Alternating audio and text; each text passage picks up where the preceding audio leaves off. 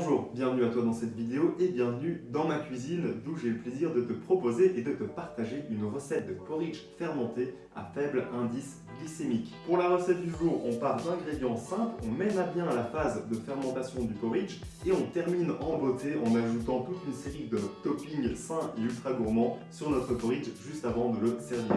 Cette recette de porridge fermenté est un régal. Contrairement au porridge classique, elle ne nécessite aucune cuisson et puis en fait le processus de fermentation va améliorer grandement la digestibilité de notre porridge. D'une part en supprimant les antinutriments présents naturellement dans les céréales et puis surtout aussi en augmentant la biodisponibilité, c'est-à-dire finalement la capacité qu'a notre organisme à capter, à absorber les nutriments de notre porridge.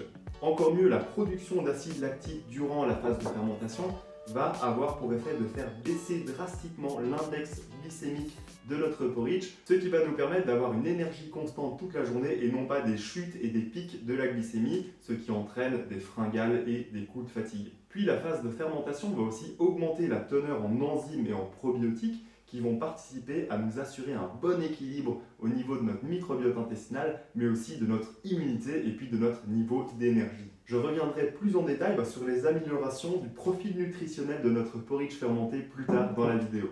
Avant de passer à la recette du jour et à la phase de fermentation, je me présente rapidement pour celles et ceux qui ne me connaissent pas déjà. Je m'appelle Yanis, je suis cuisinier créatif et nutrithérapeute certifié et ma mission à travers ces vidéos est de participer à démocratiser l'accès à la nutrition. Sur cette chaîne, je te parle de cuisine créative, de nutrithérapie, mais aussi de fermentation. Si ce sont des sujets qui t'intéressent, je t'invite à t'abonner à la chaîne et puis à activer la petite cloche des notifications pour rester informé des prochaines vidéos. Autre annonce en passant, j'ai récemment écrit un e-book intitulé Booste ton immunité en 7 étapes simples grâce à la nutrithérapie. Si cet e-book t'intéresse, il est en ce moment en libre accès sur mon blog. Je te laisserai le lien de téléchargement dans la description de cette vidéo. Et c'est parti pour la recette du jour, le porridge fermenté. On va partir d'ingrédients simples comme annoncé précédemment, des céréales, un peu de lait d'avoine, de l'eau, mais ce qu'il faudra absolument te procurer pour réussir cette recette, c'est un activateur.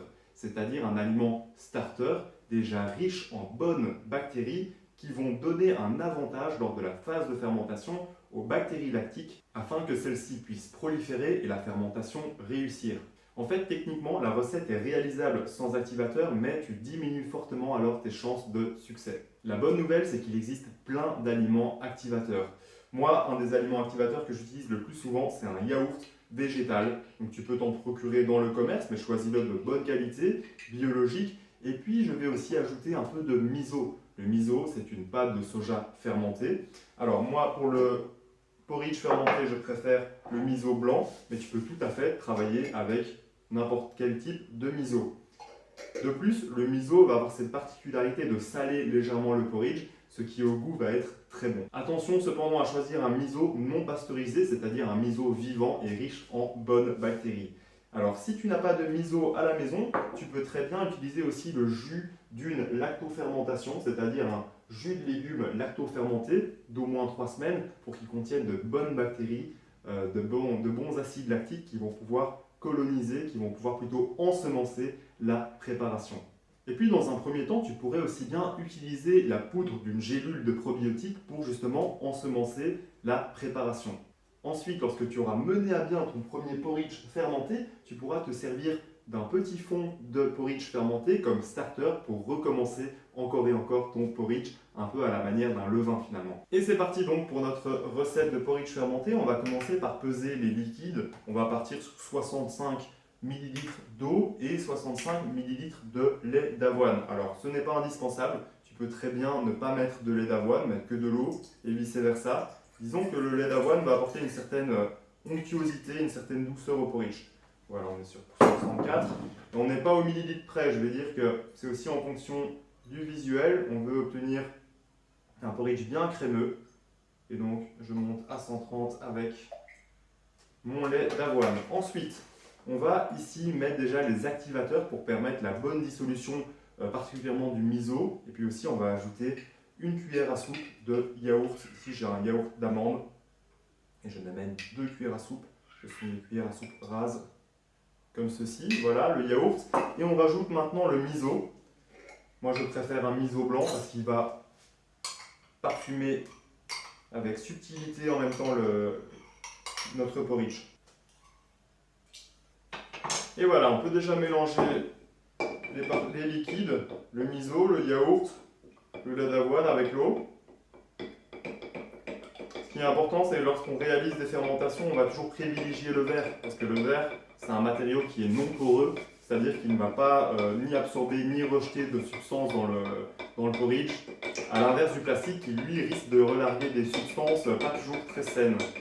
Et voilà, nos ingrédients sont déjà bien mélangés, bien homogènes, on va pouvoir déjà ajouter nos céréales, nos flocons d'avoine. J'ai toujours une bonne base de flocons d'avoine dans mon porridge. Je mets environ ici pour cette recette 50 g de flocons d'avoine et puis je vais ajouter, disons, 15-20 g de flocons de sarrasin.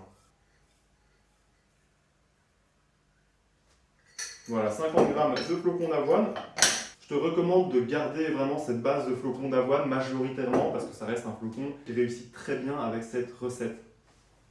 Ensuite, j'ajoute une cuillère à soupe ou plutôt 20 g de flocons de sarrasin.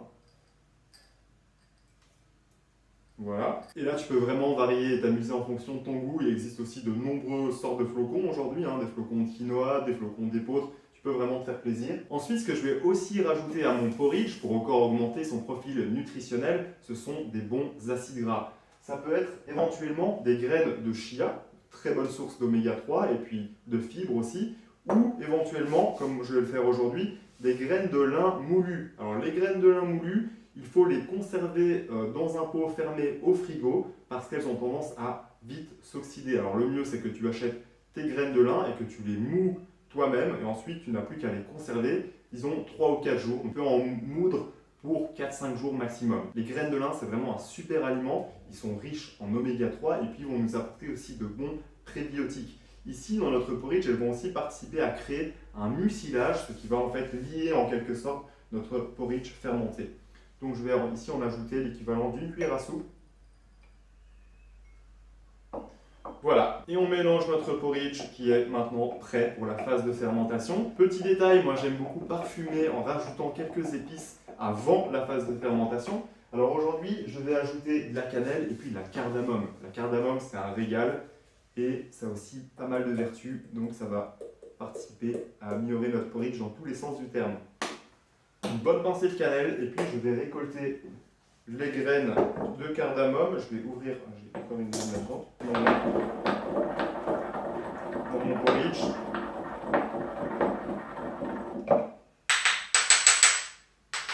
Voilà. Là, je mets un bon 3/4 de gousse, moi j'adore ça. Voilà. Je remélange.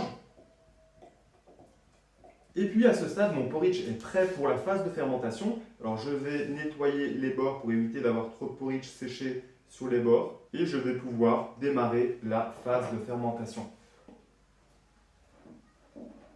Et voilà, aussi simple que ça, mon porridge est prêt maintenant pour la phase de fermentation. Pour la fermentation, il faut compter au minimum, disons, 8 à 10 heures à température ambiante, c'est-à-dire entre 18 et 24-25 degrés. Pour mettre toutes les chances de ton côté, moi je te recommande de faire comme moi, c'est-à-dire de préchauffer ton four à environ 30 degrés et puis d'y laisser ton porridge sans couvercle fermenter durant par exemple toute la nuit et le matin il sera prêt à être dégusté. Tu peux aussi prolonger la phase de fermentation plus longtemps, cela augmente encore plus la digestibilité du porridge, mais le goût va évoluer, il faut s'attendre à avoir un petit goût légèrement aigre. Alors moi j'adore ça, mais lorsqu'on n'a pas l'habitude de manger fermenté, il vaut mieux y aller petit à petit. Lorsque ton porridge est fermenté, tu obtiendras ceci, c'est-à-dire un porridge bien aéré avec de belles bulles. Tu peux voir qu'il a légèrement monté de volume aussi, et puis il a développé aussi ses arômes, ces parfums caractéristiques de la fermentation. Quand ton porridge est fermenté, tu peux soit le servir, soit le conserver au frigo. Et voilà, lorsque notre porridge est prêt à être mangé, il ne nous reste plus qu'à ajouter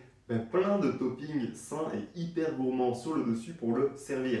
Alors moi, généralement, ce que je fais, c'est que je remélange un peu mon porridge. Il va retomber, c'est tout à fait normal.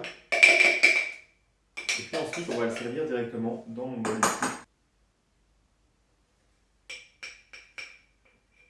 Voilà, et comme tu peux le voir déjà, la consistance est bien crémeuse. On a un joli porridge bien aéré et ça va être un régal. Alors sur le dessus aujourd'hui, j'ai choisi d'y mettre quelques fraises, des myrtilles, Alors c'est parti, on commence par les fraises.